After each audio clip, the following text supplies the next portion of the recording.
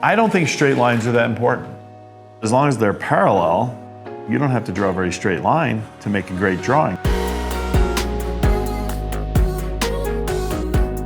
Well, I mean, you have to get paper, you have to get a pen, and then I'd say trace. I think understanding perspective is critical. I had a professor, Harvey Ferraro. He was an illustrator and he was fabulous. This gentleman could draw like nobody's business. And when I took his class, he kept telling me, Wayne, just visualize it and draw it. And I really thought, no, I've got to do the Goff method. I've got to figure out the 3-point perspective, the whatever. And I was doing this building that I had with a helix, and it was curved and complicated. And I was shocked that the perspective came out so good. It actually showed me that building as if I were standing in the middle of this curvilinear room. And as it came to life, I was so geeked.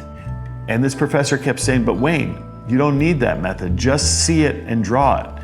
And one day I took his advice and I just started to feel and see what was in my head. As it look at the paper and start to see the curve before me so I could begin to see it, moving away. And there's a horizon line, and then that curve happens. And then if there's a circle, that curve is going to have a circle that's really an ellipse. And if there's a circle on the floor, it's going to be another ellipse. And they line up from point to point. So there's the point of one circle to the point of the other. And so say there's a pattern on the floor, it's going to do this. And say there's another circle up top. And I could start to see that. And you could start laying in, what if there was a balcony up here? Well, that's above the horizon line, so that balcony is going to curve in one direction. And then the second balcony is going to curve the other way. And then you start putting people in here. And you're going to say, well, why are the people not on the horizon line? Well, I'm looking down at this. So my horizon line is really about the perspective and not the scale. And now you could start adding columns in here. So say these are columns in this interior space. And now I have some depth. So there's it's a hallway, right? So there's a hall and there's a ceiling. In that ceiling, there might be a ceiling treatment in between. And you just start layering these things in. And then there's a railing here, right? So there's people up here on the railing looking over the balcony. There's another railing here. And it's going to be closer to flat because it's close to that horizontal line. And is it going to be glass or is it going to be, metal railing? I'll just show the metal because it gives texture right now. And you can begin to see the people on that balcony. And so just keep layering and keep layering. And maybe there's a beautiful light fixture hanging down on there. And, maybe the ceiling has even got, curves to it, so it's taller. So it's a dome, and that's a little trickier yet to draw. You might have to do some shading and shadowing to make that come to life. Maybe there's lights in this ceiling, that's flat, and then there's an indirect light here, and that's going up.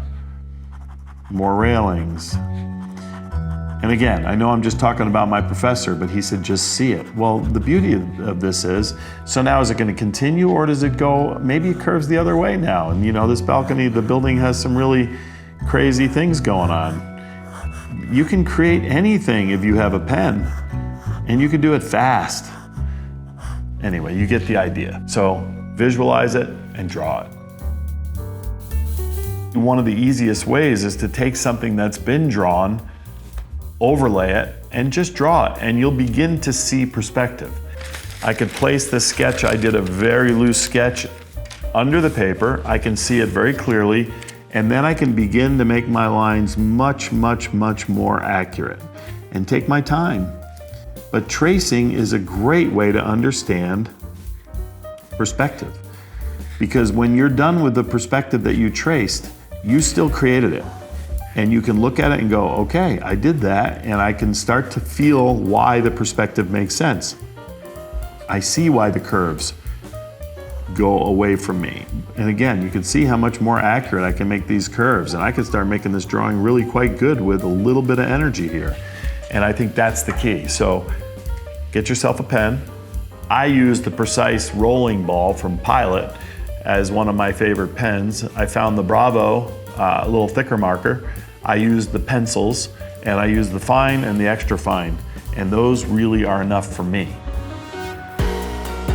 I don't think straight lines are that important. For instance, I think the direction of a line can be wavy, but as long as they're parallel, you don't have to draw a very straight line to make a great drawing. Now, I can do straight lines, and basically I'm using my arm and my elbow as a pivot point, almost as a compass.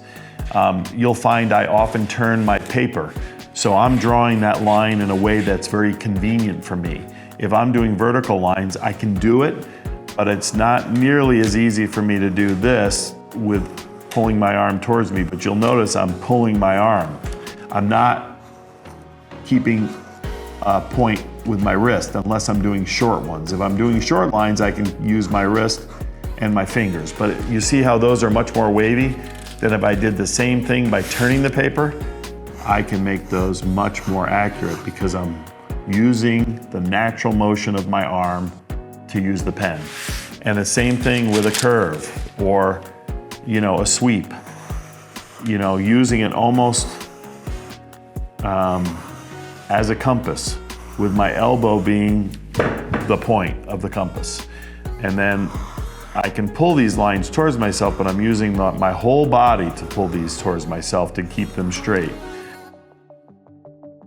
Let's talk about shadows. I have a theory, I'm not sure I'm right, but all my friends who were left-handed always had shadows on the left side. The sun was coming from the right, and the kids that were right-handed had the shadow of the sun coming from the left. What I mean by that is, if I draw a home and it has a porch, and I know this is simple, but I will shadow these two pieces from the sun coming from the left into the drawing.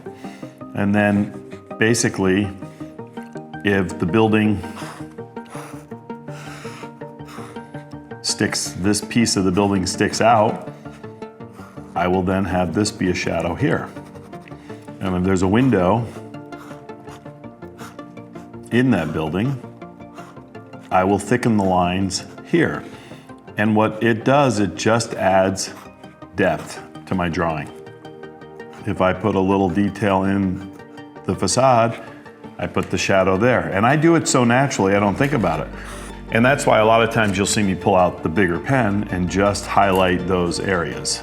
Now, it doesn't matter which side you shadow. Just understand that you're dealing with the fact that the light's coming from one side and it makes the building or the home or whatever come to life. It's as simple as you all probably draw the classic ball and you have to have a shadow from the ball. And then you kind of draw the bottom corner of the ball to show it's in shade. And obviously there's a highlight up here and the ball's fading away and there's the shadow because the sun's coming from there. Or if I'm drawing a cube and this side's got it's a little darker and maybe, this thing's doing this. So basically it's the same concept except for in a building. And I know it's a simple little thing, but what happens is you can really give life to your drawing. Let's say I'm doing an elevation and I've got a roof that's pitched. I know it's pitched because I'm drawing it that way. It's going back 12-12 and there's a dormer on that roof. Let's say that I have a shed dormer. And it's got a metal roof on it and this is shingles. Well, is the shed roof pitched? Is it curved? What is it? Well, if I shadow it, I've explained it.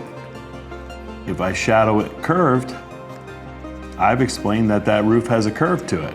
Now I can take that same curve and then add some this, so it starts steeper, and then you can see it curving in elevation, but the shadow confirms it.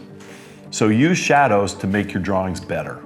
It's just one more little trick that hopefully will make you a better designer, a better sketcher.